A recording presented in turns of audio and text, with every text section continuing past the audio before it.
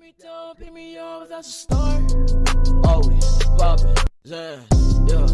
My body hurts, can't stand. Restart system. Saya Antito dari kelas 11 MIPA 6 absen 17 akan menjelaskan kekuasaan VOC di Indonesia. Pertama, apa itu VOC? VOC pada tanggal 20 Maret 1602 Belanda membentuk kongsi dagang yang disebut VOC. Persekutuan dagang tersebut merupakan hasil penyatuan atau merger dari beberapa serikat dagang yang ada di Belanda. VOC memiliki beberapa tujuan, diantaranya ada dua, yaitu pertama, menghindari persaingan dagang yang tidak sehat antar sama kelompok atau kongsi dagang di Belanda yang sudah ada. Yang kedua, memperkuat kedudukan Belanda dalam bersaing dengan dagang asing dari negara lain. Masa pembentukan VOC pada tanggal 20 Maret 1602, masa pembentukan VOC pada tanggal 20 Maret 1620 dibentuklah Persekutuan Kongsi Dagang Belanda di Nusantara yang dinamai dengan VOC atau disebut juga dengan Kongsi Dagang Hindia Timur. Pada tahun 1605, VOC telah berhasil mengusir Portugis dari Ambon. Benteng pertahanan Portugis di Ambon yang pada masa itu diduduki oleh VOC, kemudian benteng itu diberi nama dengan Benteng Victoria oleh VOC. Gubernur VOC pertama adalah Peter Boone yang menguasai dan memerintah pada tahun 1610 hingga tahun 1614. Peter Boone juga mendirikan pos perdagangan di Banten pada tahun 1610. Kemudian Peter Boone meninggalkan Banten dan memasuki Jayakarta.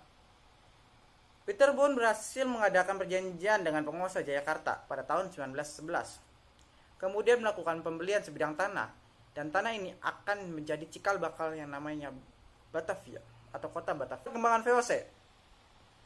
Pada tahun 1614, Peter Boone kemudian digantikan oleh Gubernur Jenderal Gerard Reyns yang memimpin pada tahun 1614 hingga 1615. Kemudian ia digantikan Gubernur Jenderal yang baru, yaitu Lawrence Reels, yang memimpin pada tahun 1615 sampai dengan 1619. Pada masa pemerintahannya, ia berhasil membangun gedung Mariutus yang berlokasi di tepi Sungai Ciliwung. Pada awalnya mereka bersikap baik pada rakyat dan juga pada penguasa. Hal itulah yang menjadi dimanfaatkan oleh VOC untuk semakin dekat dan berkuasa di Nusantara. Berjalannya waktu, orang-orang Belanda mulai menampakkan sikap congkak dan juga sombongnya. Hal itu yang memunculkan kebencian rakyat dan juga para penguasa. Pada saat itu Sultan Banten dibantu dengan tentara Inggris di bawah Laksana Thomas Deau akhirnya berhasil mengusir Belanda dari Jakarta pada tahun 1618. Kemudian orang-orang VOC kemudian berpindah ke Maluku sehingga Jakarta berhasil dikendalikan kembali oleh Kesultanan Banten. Gubernur Jenderal VOC Lawrence Reins kemudian digantikan oleh Gubernur Jenderal James Peter Zun Chung atau JP Chun di tahun 1619. Hanya dalam waktu yang singkat Jakarta diduduki oleh VOC pada masa pemerintahannya.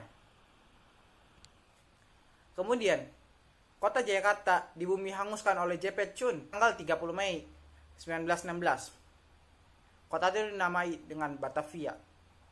Pada masa pemerintahan JP Chun juga dikenal sebagai gubernur yang sangat memaksakan berlakunya monopoli. JP Chun tiba di Batavia dan diangkat kembali sebagai gubernur jenderal untuk jabatan yang kedua pada tahun 1627. Serangan tentara Mataram di bawah Sultan Agung ke Batavia terjadi pada masa jabatan yang kedua ini. VOC melakukan intervensi politik pada kerajaan-kerajaan di Nusantara. Selain itu, VOC juga melakukan politik adu domba untuk mendapatkan kekuasaan dan keuntungan di Nusantara. Kemudian VOC menguasai Malaka setelah mengalahkan Portugis pada tahun 1641. Sebab-sebab runtuhnya VOC. Pertama, sistem monopoli di VOC dengan akibat-akibat yang merugikan karena pemerintah Belanda tidak memperhatikan penduduk pribumi di Nusantara. Maka penduduk pribumi semakin miskin dan juga bodoh atau kekurangan edukasi. Mereka bahkan tidak mampu membeli barang-barang produksi yang dijual oleh Belanda. Tidak jarang juga penduduk Indonesia tidak mampu membeli bahan-bahan makanan yang telah dijual oleh Belanda. Kedua, cara kerja yang tidak efektif dan efisien. Anggaran pemerintah atas seluruh kekuasaan VOC melebihi keuntungan yang telah diperoleh.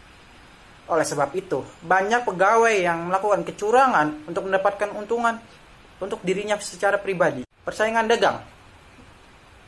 Pada masa itu, pedagang-pedagang Inggris dan pedagang-pedagang Asia dapat masuk ke kawasan perdagangan VOC. Harga-harga barang yang ditawarkan tentu lebih murah, sehingga membahayakan pedagang dari Belanda.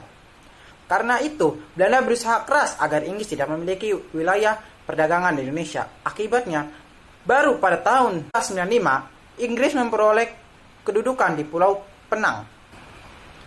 4. Kemerosotan perdagangan VOC. Kemerosotan pedagang VOC disebabkan oleh persaingan dari pedagang-pedagang lainnya, yang juga merupakan akibat dari keburukan sistem monopoli dari VOC. Sebab lainnya yang disebabkan oleh kemerosotan perdagangan VOC adalah sistem monopoli tersebut. Kelima, besarnya biaya untuk menghadapi perlawanan rakyat-rakyat pada masa itu. Keuntungan VOC semakin berkurang dan pembiayaan pemerintahan juga semakin meningkat. VOC harus menghadapi perlawanan-perlawanan yang dilakukan oleh bangsa Indonesia. Kondisi keuangan Belanda sedang menurun sangat drastis pada pertengahan abad ke-18.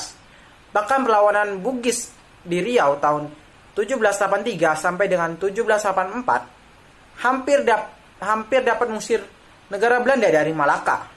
Selanjutnya, pembagian keuntungan yang mengecewakan pemegang saham. Pembagian keuntungan pemegang saham dengan kongsi dagang itu berlaku tidak transparan. Sewaktu pedagang VOC mendapatkan sedikit keuntungan, para pedagang justru tidak memberikan apapun. Ketidaktransparan tersebutlah yang kemudian mengundang penafsiran bahwa VOC menipu para pemegang saham. Terakhir, Perang Inggris, Belanda, dan juga Prancis pada tahun 1780 hingga 1784. Permusuhan Inggris, Belanda, dan juga Prancis pada tahun 1780 hingga 1784 ternyata berpengaruh terhadap keuangan VOC pada saat itu. Kegiatan VOC terblokir akibat adanya pengepungan angkatan laut Inggris yang sangat kuat, bahkan VOC terblokade. Sekian penjelasan dari saya tentang kekuasaan VOC di Indonesia. Jika ada salah-salah kata ataupun banyak perkataan yang salah, maaf. Mohon dimaafkan. Dan terima kasih telah menonton.